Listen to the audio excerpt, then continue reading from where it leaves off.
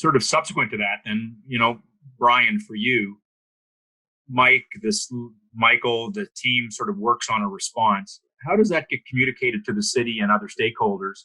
And then what was the ultimate outcome? Absolutely. So, yeah, this working group was crucial. One of the first things that we did in beginning with the construction to evaluating the ordinance as it was proposed was establish this working group, and also connecting with business leaders and other industry leaders. So we got with Sean Todd of Todd Interest, Frederick Paul with the Beck Group.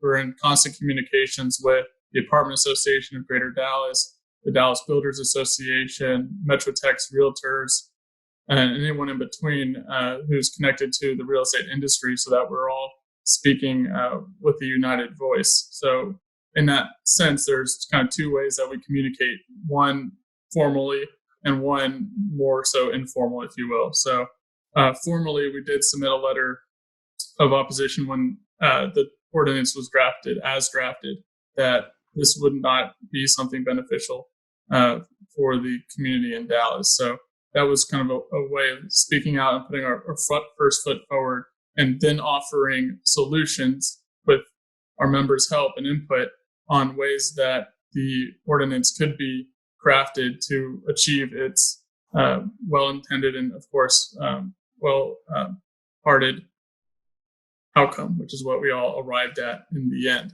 that we believe. So that was kind of the formally aspect of it. In addition, Bill Cawley spoke on behalf of TREC as our board chair to Chairman McGue's ad hoc council committee. And that helps put a face and a leadership behind everything that we might be saying in an email or in a letter with our elected officials and city council members. So we thank him for his support in representing the organization at that time. And then informally, everything else behind the scenes, emails with the city council staff members and the elected officials, seeing those revisions as they're coming out, staying in touch with what other organizations are proposing, and making sure that we're all in alignment so that we are able to address it in real time. And so, as kind of recapped already, that result of the COVID notice of a possible eviction is strictly towards the current crisis that we're in right now. It's not something that is going to be in effect on any type of local disaster like we've had so many of recently. But for this unprecedented time that we're in, we're able to both give people some support and a chance to address any kind of hardship that they're facing and reconcile with their landlords.